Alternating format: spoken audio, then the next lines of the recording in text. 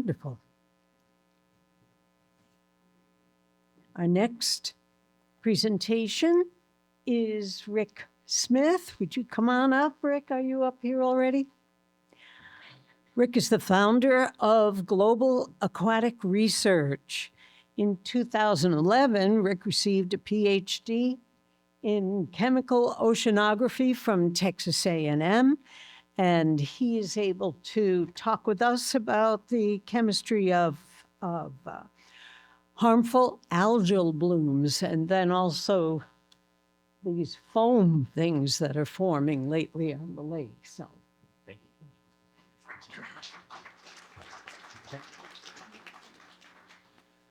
you. Thank you so much for the introduction.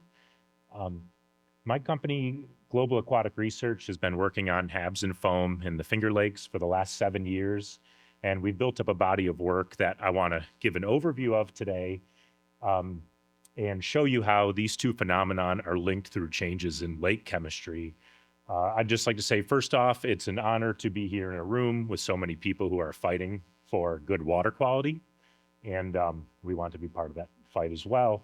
I want to really go over my collaborators real quick and just start off by thanking them. Dr. Stella Woodard, who is here, she's been a lead on all this research and a driver of it. Dr. Yushin Wang and her graduate student Tasneem at Binghamton University. We recently worked last year on a Water Resources Institute project that has some data from Owasco Lake that I'm going to be talking about. Doctors Ryan Pereira and Philippa Ricard. These are collaborators in Scotland at the Harriet Watt University, and they work in places like the Amazon River in the middle of the Atlantic Ocean. So we've been really lucky to bring their expertise over to the Finger Lakes to help us out with some of these challenges. Doctors Nandini Kaur and Mark Knoll at SUNY Brockport, we've collaborated with them to build a Brockport Organic Geochemistry Lab where we have a lot of water quality analysis capabilities. Lindsay Ayers, Emily DeBolt, Cody Perez at Canandaigua Lake Watershed Association.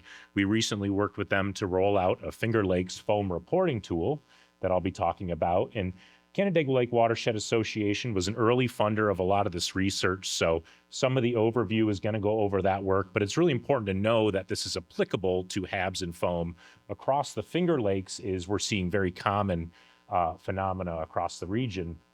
And Lindsay McMillan, who is now at the Finger Lakes Land Trust. So this is a screenshot of the New York HABs map in late 2023. So this really shows all the reports up to that point of the year. And what we can see is how widespread harmful algae blooms are. And particularly what we're dealing with are cyanobacterial harmful algae blooms, predominantly of the genus Microcystis. And what this map shows us is, Owasco Lake is obviously not alone. This is a problem at a really large spatial scale that all the lakes are dealing with.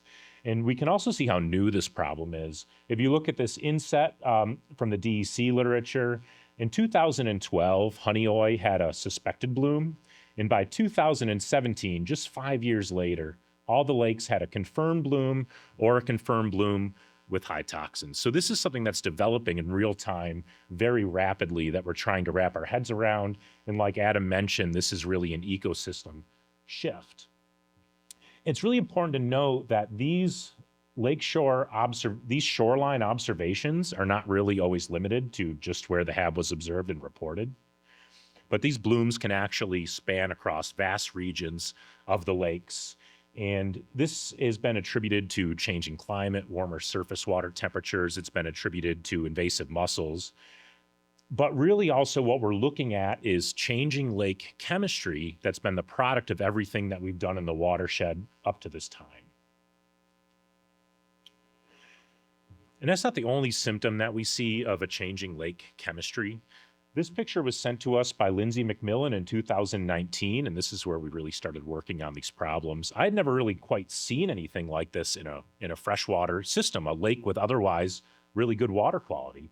The very large shoreline accumulation of this really white, almost shaving cream looking like foam. It's something that we might see like in a marine area like the North Sea after a really large phytoplankton bloom. So is somebody who works on complex natural organic matter mixtures and tries to tease out those sources. This was a very interesting problem to work on. And so as part of this early work on Canandaigua, we built a reporting tool so we could actually know when to show up and sample and start documenting this and see what this looked like and how we get to this stage. And we have since rolled out that reporting tool to all of the Finger Lakes. I'll be talking about that. And we've now documented this phenomenon on all the large Finger Lakes. So you can see, similar to HABs, this is a very widespread problem. So how does foam actually form on lakes? Well, lakes are a reservoir for chemicals that are produced from things growing in the lakes and growing outside of the lakes in the watershed, as well as pollution that washes into the lakes. And these mix together in varying degrees. And compounds that are not very water soluble or are surface active end up at the air-water interface. So that little thin layer that's less than a millimeter thick at the top of the water, we also call it the surface microlayer, or the SML. This is a very different chemistry than the rest of the lake. And when compounds accumulate in this SML and they reduce the surface tension of the water, and we entrain air through wind, waves, and currents, we can actually get a lot of bubbles to form that are very stable, and this is foam. So this graph on the left, I think, really sums up pretty well the difference in chemistry between typical lake water and foam that is formed from that top layer. This is a very advanced instrument that our collaborators in Scotland have. It's called liquid chromatography, organic carbon detection, organic nitrogen detection. There's probably only about 5 of these instruments in the world right now. And it's really cool because we can take a single water sample and get a full profile of the chemistry at one time. And what you can see with this lake water, and this was done in Canandaigua, this peak in the center here is humic substances. And so that's what really is the dominant component of lake water, which makes a lot of sense. Humic substances are produced in soils, they wash through streams into the lake, and they can also come from wastewater treatment plants. But if you look at the foam, its signature looks completely different. This large peak here is biopolymers. So what's a biopolymer? It's really a long-chain molecule that's produced from a living organism. And where do we think that's coming from? We've done a lot of other research. We have a report out there with more chemistry in it. And we found that this biopolymer is actually very polysaccharide rich, and a polysaccharide is a long chain of sugar. So where are these coming from? Well, microcystis, when they bloom, they form colonies, and this is a colony under a microscope. Each of these little brown circles is a cell, so this is a cluster of cells. And this translucent material that's surrounding them, that is what's called an exopolymeric substance. So as microcystis grow, they make and excrete these polysaccharide-rich biopolymers, and they use it to regulate their environment. So they coat themselves in this gel-like stuff. And when they're growing and when they die, this stuff gets released into the lake, and it can dramatically change the chemistry of the lake during these blooms. What we see to the right here is just the link between the chemistry and the physical change in the water that allows foaming. Is the amount of organic material in the water goes up. The surfactant activity goes up, which just means surface tension goes down. The likelihood of foam forming goes up. So what does this all mean together? It means that the foundation, the chemical foundation of foam, are these biopolymers that are linked to microcystis. But minor components may also be important. It could be about creating the right chemical cocktail. And that may be why some lakes that get HABs get a lot of foam and other lakes don't. So we really need to expand this study to more Finger Lakes to see these differences, because while most of the lakes we're looking at get foam, some of the lakes have different levels of it, as we've seen throughout our field seasons. So it's very interesting because not only does how we change lake chemistry through what we do in the watershed create HABs, and they change lake chemistry and create foam, but foam can change the distribution of chemical compounds in lakes, because foam forms as streaks that can be miles throughout the middle of the lake, and it's scavenging compounds that are not very water soluble, and it's picking up particulates, and it blows to shorelines, typically in the prevailing wind direction, and it can persist for a couple of days, and it kind of dries and desiccates, and it can actually blow along soils, and people see it at the sidings of their homes and on trees in their yard. So we're really kind of interested in what's in this foam other than just this biological material, because studies from other lake systems, really polluted lakes, have shown that foam can scavenge and concentrate pollution at 10, hundreds, or even thousands times ambient levels. So if it's kind of concentrating pollution from the middle of the lake and bringing it to the same shorelines over and over, we really want to know about this. So the first chemical that we started looking at was microcystins, and this is the toxin that microcystis algae make. This is why they're such a threat, right? The Finger Lakes provide drinking water to upwards of 2 million people in the region, and this is a very potent liver toxin. So this was the first thing we looked at. If the harmful algae blooms are producing material that builds the foam, then we should also look for their toxin. So we always compare foam to lake water because we want to see those differences. These blue bars are our lake water samples, and the yellow bars are our foam samples. And what we can see is microcystins are almost always higher in foam.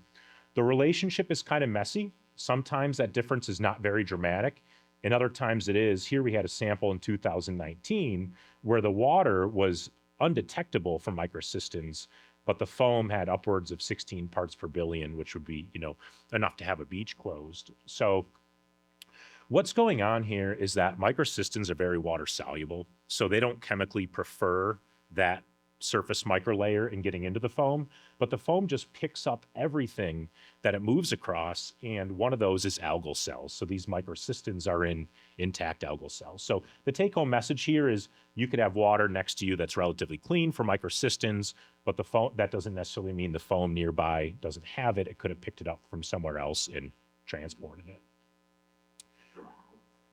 But that's the story with microcystins. There are chemicals out there that really do prefer that surface microlayer. And one of these are per and polyfluoroalkyl substances. You may also know these as forever chemicals because they never break down in the environment. And these are long chains of carbon bonded to fluorine. And one side of the molecule loves water and the other side repels it. So they love orienting themselves right at that air-water interface, and we actually expect to see a real chemical enrichment in that surface layer and in foam. So we started moving and measuring these. We got funding in 2023 from Freshwater Future, and we took 3 foam samples in Canandaigua Lake. They were all either shoreline or near the shore, but each of them looked a little bit different. This was a thin surface film. This one kind of dried and created this mud crack-like looking structure. And then the other were streaks that we got off the city pier. And we compared a lake water sample to it. So in Canandaigua Lake, the lake water had pretty low levels, 5.4 parts per trillion.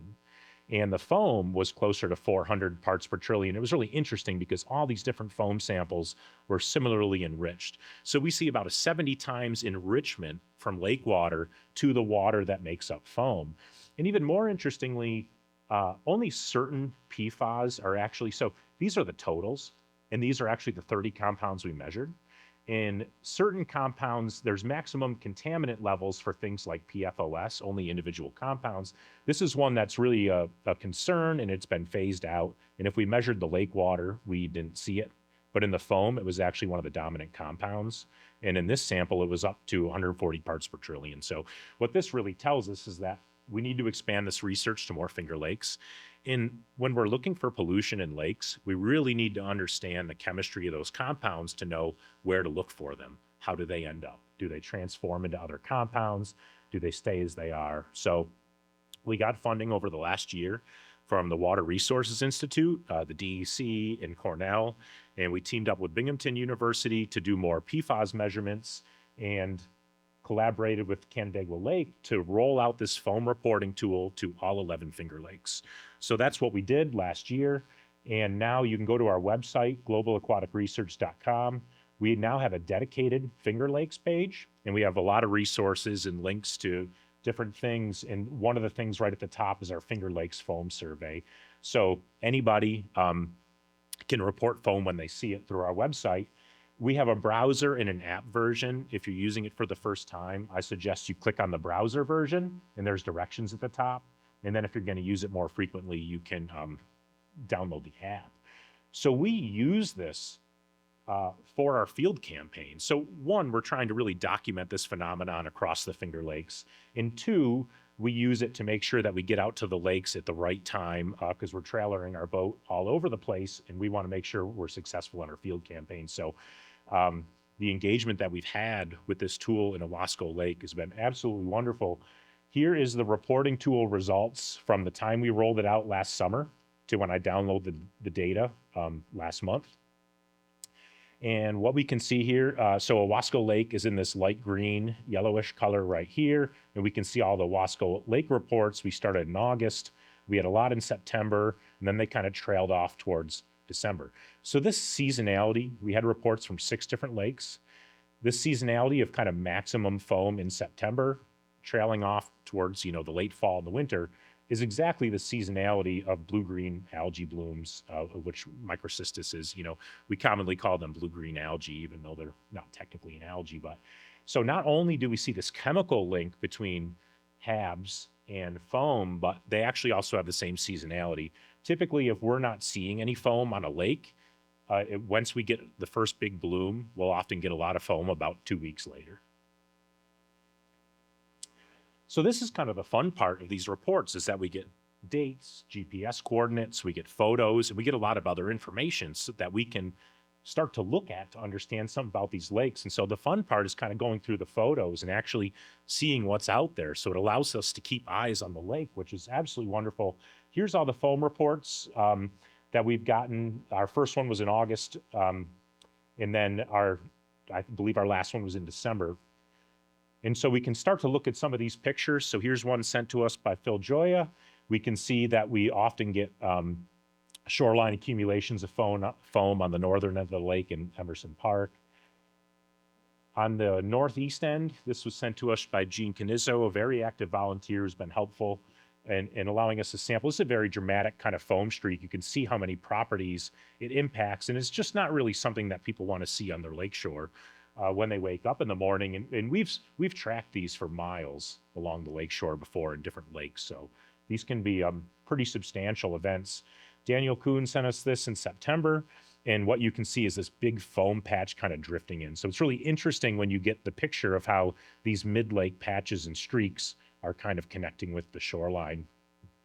At the southern end, Adam and Jesse have been wonderful reporting foam and helping us to get out there to sample. You see all these streaks out from the southern end, and that's typically how the foam first appears. And then those streaks have very stable foam. Those kind of collect together and then blow along the shore. So what we're seeing is that Owasco Lake does look like the other lakes that we're looking at in terms of foam. So we expect these processes to be very comparable across systems. And as you can see, it kind of impacts all regions of the lake.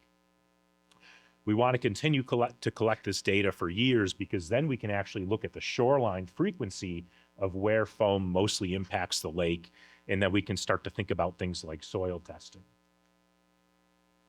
So here's our field campaign as part of that project. So we went to 4 lakes: Owasco, Skinny Atlas, Seneca, and Keuka. And similar to our Canandaigua study, we measured lake water and foam, but we also added surface microlayer measurements. So this is how we do that. This is called a Garrett screen, and it basically is a stainless steel mesh that's on a stainless steel frame. And we just touch the very surface of the water with it. And it just picks up that surface layer, and then we turn it and we can drain that sample into a bottle. And to get enough material, we probably have to dip it about 50 times. So we're out there between sampling foam and the surface microlayer. It probably takes about 4 to 6 hours to collect enough material for all our analyses. And so we're out there chasing these foam patches around. And let's look at some of these results. In this map that I showed of the foam reports, this one that's in the middle of the lake was ours from the day we were out there sampling. So we showed up the morning of September 16th, and we found this very big foam patch off of Burtis Point. This extended for quite a distance in either direction of this photograph. Here you can see our foam scoop that we use to basically scoop up the foam, but allow the lake water to drain so we get a pure foam signal. And here are the total PFAS results. So we used a new PFAS method which measures 40 compounds. And so we summed them up to get total PFAS measurements. These are in parts per trillion. And let's look at the water first. So Owasco came in at 5.3 parts per trillion average total PFAS in the water, and that's pretty good. Canandaigua was 5.4, Skinny Atlas 5.5, so that's really on the lower end. That's very positive. Keuka was slightly higher. Seneca was 25, but Seneca has a known source, the Army Depot and the watershed. So when it comes to lake water, it's really about, do you have a major source of PFAS in the watershed or not? When we get up to the surface microlayer, Owasco was about, what we see is a lot of variability, and that has to do with how calm the water is, how well the surface microlayer sets up, but we got 2.1 times higher total PFAS in the very surface of the water than underlying lake water in Owasco. So this is called an enrichment factor. So we take the concentration in this type of water sample or in the foam, and we divide it by the concentration in lake water. So what that says is we get 2 times higher in the surface microlayer. When we go to the foam, we got 19 times higher PFAS in the water that makes up the foam, or 101 parts per trillion. So yeah, it's higher. But as you can see, it was actually the lowest of all 4 samples, so even lower than Skinny Atlas. I will say that, so this is all what I would consider to be good news. But there's some considerations that we have to take into account. If we look at Seneca, the value was really high, over 2,000 parts per trillion, but that was a shoreline sample. We had issues finding a mid-lake foam sample in Seneca. We had to go there several times, and we ended up taking a shoreline sample. Now, they have a known source, and they have higher concentrations in the water. But our Canandaigua Lake results, Canandaigua has almost identical lake water concentrations to Owasco, and their foam samples were 400 parts per trillion. So that means that this mid-lake sample is probably a best case scenario. And as this stuff gets transported to the shore, it can pick up a lot more compounds. So there's still a lot more work to do. When we were done sampling that foam patch, this is what it looked like. And what we can see is that the foam started to dissipate and we had a harmful algae bloom set up underneath it. So what we're seeing now is that foam can actually recycle nutrients and offer a pulse of nutrients that may set up the next HAB. So everything comes full circle. We change lake chemistry, we get HABs, HABs create foam, foam in turn can recycle nutrients and promote harmful algae blooms. So this brings me back to the $1 million question, which is the question we're all trying to answer, which is, why are harmful algae blooms in the Finger Lakes so challenging to mitigate, especially in low nutrient lakes? We wrote an article about this in the Finger Lakes Times for Chris Kenyon's outdoors section. It's on our website. I encourage everyone to read it where you can go into more detail. But generally, the idea is this. Phosphorus is considered the limiting nutrient in freshwater systems. So more phosphorus, more algae, less phosphorus, less algae. But microcystis, it turns out, don't necessarily always care about that. They actually have a lot of strategies to grow when nutrients are very low. This was a table we made from a proposal that we wrote trying to compare low nutrient regions of the Great Lakes to low nutrient Finger Lakes. So on the y-axis is total phosphorus, and these are the ranges in different Great Lakes of total phosphorus, and here are the Great Lakes water quality agreement targets. The Finger Lakes are already within those ranges, and we're dealing with records amounts of HABs in the last few years. So it really means, they might not get the results that they expect. And these are, there's a lot of money and time and resources that goes into reducing these. Let's look at just the Finger Lakes. So Owasco is actually part of that proposal. And we can see Owasco's up here. It looks like from Adam's data that Owasco is actually lower now and probably closer to around here, closer to Canandaigua. But the point is that these are all relatively low nutrient lakes, and even Skinny Atlas, which is around 5 parts per billion total phosphorus, is still getting record amounts of blooms. So what does that mean? It does not mean that these efforts are in vain. Lowering phosphorus is absolutely critical. If we had higher levels of phosphorus, we'd be dealing with different algae bloom problems, possibly low dissolved oxygen, fish kills, all those sorts of things. What it means is that if we can't control the climate, if we can't control invasive mussels, if nutrients from the watershed are the only thing that we can control, we have to do it very well. And we need to think beyond total phosphorus and think about nutrient profiles. Not only phosphorus, but nitrogen is really important. Okay, so that kind of goes past this, phosphorus is a limiting nutrient. Microcystis have very high nitrogen requirements because it's in the toxins that they make. We also have inorganic and organic forms of nutrients, and they're utilized by good and bad algae very differently. And then we have dissolved in particulate forms. So just that right there creates many different classes of nutrients that affect the lake differently. And if you take each one of these boxes, they open up more into many, many different compounds, especially when we get into more complex organic molecules that microcystis are very good at using. So the take-home message from this is that when the overall level of nutrients are very low, what is there matters a lot. And we can see that some of these more complex forms, like glyphosate, does have nitrogen and phosphorus in it. Urea, an organic nitrogen molecule. And you can just see how dramatic the rise in the use of these chemicals has been, across the globe pretty much. But these are just two examples. There are many more molecules, and we should really be thinking about these profiles. So what can we do? What's the action that we can take knowing this? So let's think about foam first. We need to know why some lakes get foam and why some don't, even if they're all getting HABs. And then how can we respond to the foam? So we need to take the work that we've done in Canandaigua on the composition of foam and expand it across the Finger Lakes and pair it with this reporting tool. We need to look for more contaminant types. In the literature, you can see foam and other systems concentrate things like heavy metals and PCBs. We don't really have any data on that yet in the Finger Lakes. Do we need to test soil where foam washes up? And then what can we actually do about it? Should we be out there cleaning up foam?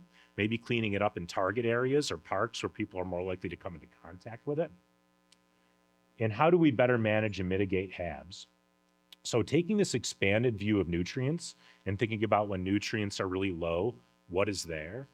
And looking at nutrient profiles coming off different tributaries that have different watershed types, agriculture, urban, forested, and actually looking at pretty high resolution as we get pulses of freshwater delivering these nutrients and watching as those nutrient concentrations decrease as they're being utilized and how that changes phytoplankton community compositions. This can be really hard through just mixed mid-lake sampling, because if algae really likes something, it's not going to be out there. You're not going to find it. So you need to look at these pulses of nutrients, whether they're coming from sediments, whether they're coming from rivers, or whether they're coming from foam. And we can really pair these kind of studies with improvements that are going on in the watershed. So we can collect data before, we can collect data after. If you have a really big, say, riparian zone project, or you're changing flow paths so you can absorb nutrients into the land, if you're just looking out at mixed concentrations of phosphorus in the middle of the lake, you might not see an improvement. But if we're looking at nutrient profiles and phytoplankton composition, where that stream is actually entering the lake, we might see real differences that we can then use to raise more funds and do more projects and really show how our projects are affecting the lake positively. And finally, there is a lot of data out there across all the different lakes. When I see the Finger Lakes, I look at them as 11 lakes that are all slightly different in different ways. They share a lot of similarities.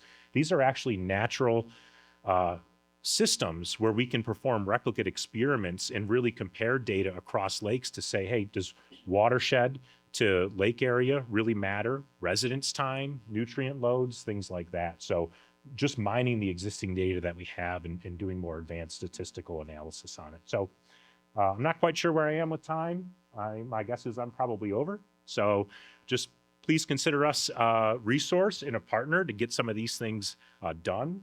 And with that, I'll take any questions.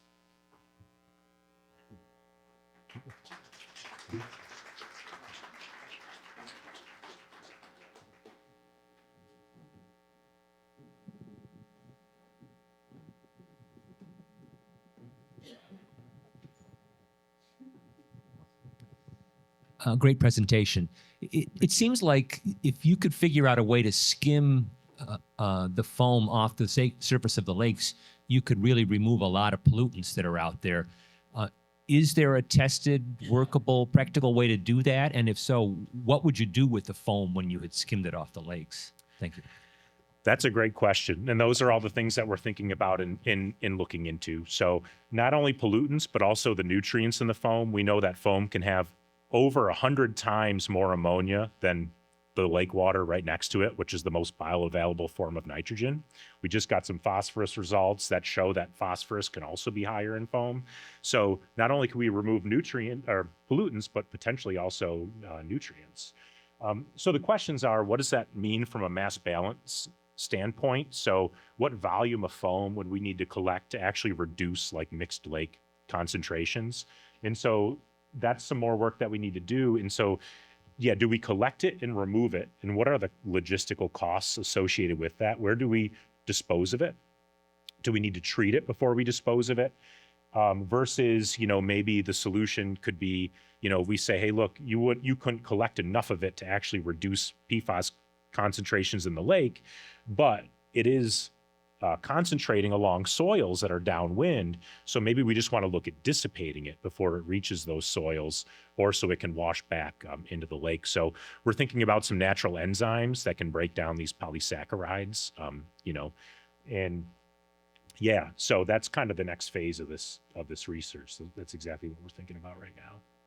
And I think really working with municipal and lake association partners is going to be necessary to do that. It's going to have to be a pretty big effort.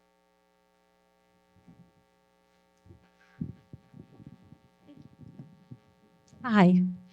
I'm really scared when you talk about PFAS. We've been talking about PFAS in our Rotary Club for 4 or 5 years, and because there was an article in our magazine that said the PFAS were created because they needed something to contain the uranium when they were making the nuclear bombs. So after the war, it went into a cooking product called Teflon. And now, just couple weeks ago, there was a big article in the paper. They're still putting PFAS into carpets. It's in popcorn bags because it contains the moisture. It's in clothing the firemen wear. And it's a forever chemical. Once we ingest it, it's there. And it's been proven to cause disease like cancer. So I'm just worried that PFAS, which are not organic, they're inorganic. Would you? They're not really inorganic. They have a carbon backbone, but they don't have any hydrogen. So they're kind of, in a way, they're more similar to organic molecules, but I don't know if they could be necessarily neatly binned into either. Usually organic molecules would also have hydrogen.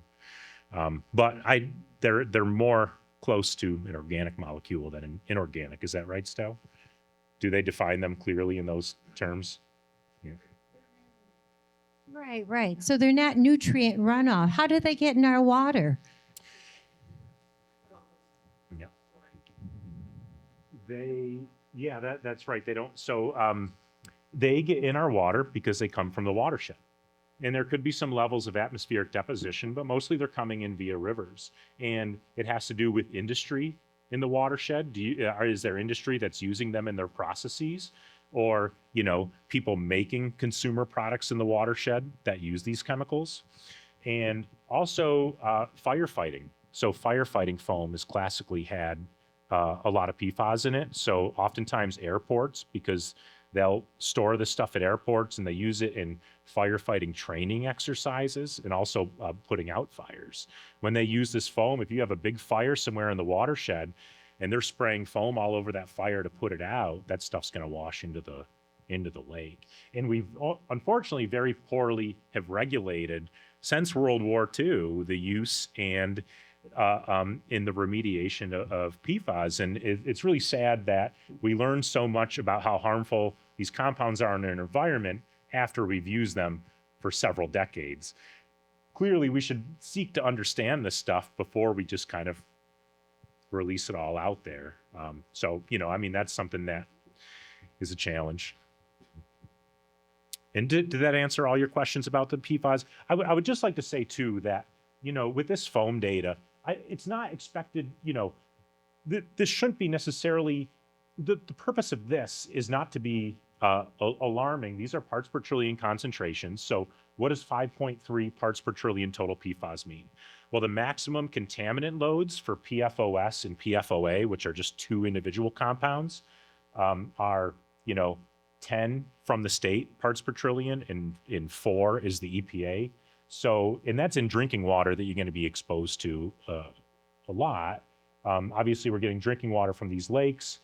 Foam has kind of so it's a lot higher in foam, but the way we interact with foam is a lot different than how we interact with lake water or drinking water. I'd say the main purpose of looking at this stuff is because if people are producing PFAS and it's ending up in the lake and we're not looking for it in the places that it's ending up, then there's really no reason for them to stop producing it, right? So it's part of the start of pushing back against this is to show how it's impacting the lake and where it's impacting the lake. Rick, thank you for your excellent presentation there. I understand that PFAS have relatively low detection limits. Mhm. I'm curious about what sorts of challenges you run into when sampling foam for PFAS and some of the differences in the methodologies for measuring concentrations. That's a great question, Adam, and thank you for asking that. That's something I'm certainly happy to talk about. It is something that when we moved into the world of measuring PFAS, it's not just, it really kind of affects our whole lives. We avoid this stuff as much as we can, especially during the field season. So we have to think about everywhere that it might be, how it might be on us, on our boat, in our car where we're transporting stuff. So there are actual lifestyle changes that we make to try to make sure that we're not contaminating our sampling equipment and everything else involved in doing this. We have special ways that we clean our sampling equipment, special protocols, and we clean them with those protocols after every time that we go out there.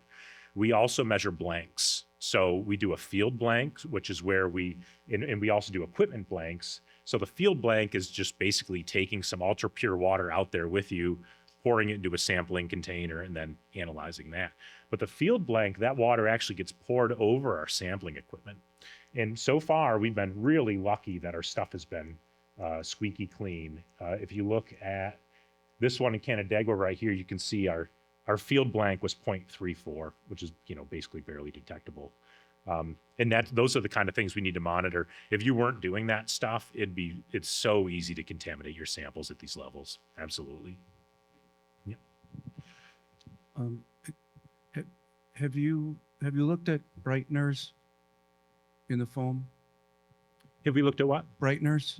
Brighteners? Yeah. What type of compounds are these? They're these. They're in the laundry, and so they can be used to determine septic leaks. And I'm wondering if the foam has an enrichment of the brighteners that we see we see the brighteners in the lakes when we look at septic systems. But I'm wondering if the foam might have those brighteners to indicate maybe that those PFAS actually are coming from septic. It definitely may. We haven't looked at that yet, and that's some more of this composition analysis that we need to do. So we're really thinking about, once again, what minor components are necessary to create that right chemical cocktail in the foam, and that could be a part of it. And I should point out too that PFAS actually creates foam itself. Like what they use to fight fires with is like an aquatic film forming foam. And so, they're a minor component that can stabilize the foam. Those could potentially be a minor component that can stabilize the foam. We do think there could be some linkages to how wastewater is treated and surfactants that enter the lake, but that is still a whole body of work that we need to do on this, for sure.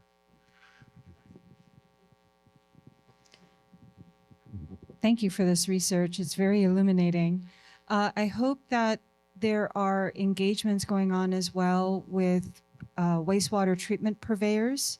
At least we have a contained environment, and being able to share this information and provide the opportunity to remove PFAS during the wastewater treatment process so that we can ensure that we're redistributing treated wastewater back to the lake where we've exercise every opportunity to remove PFAS from the wastewater.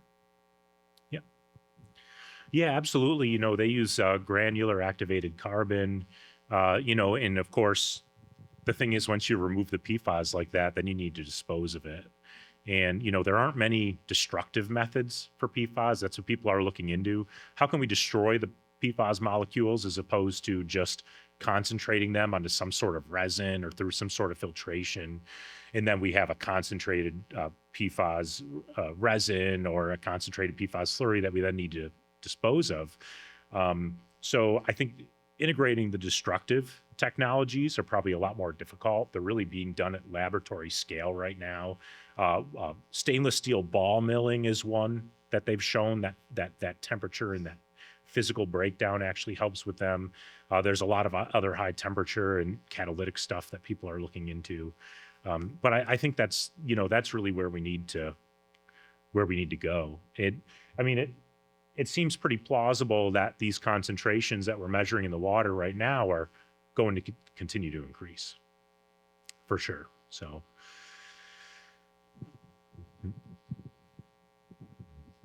George, too. Yes, go on. thank you. I appreciate it. Thank you. Thank you so much. Fabulous. Thank you. My goodness, how wonderful. It's comforting to be informed at all, right?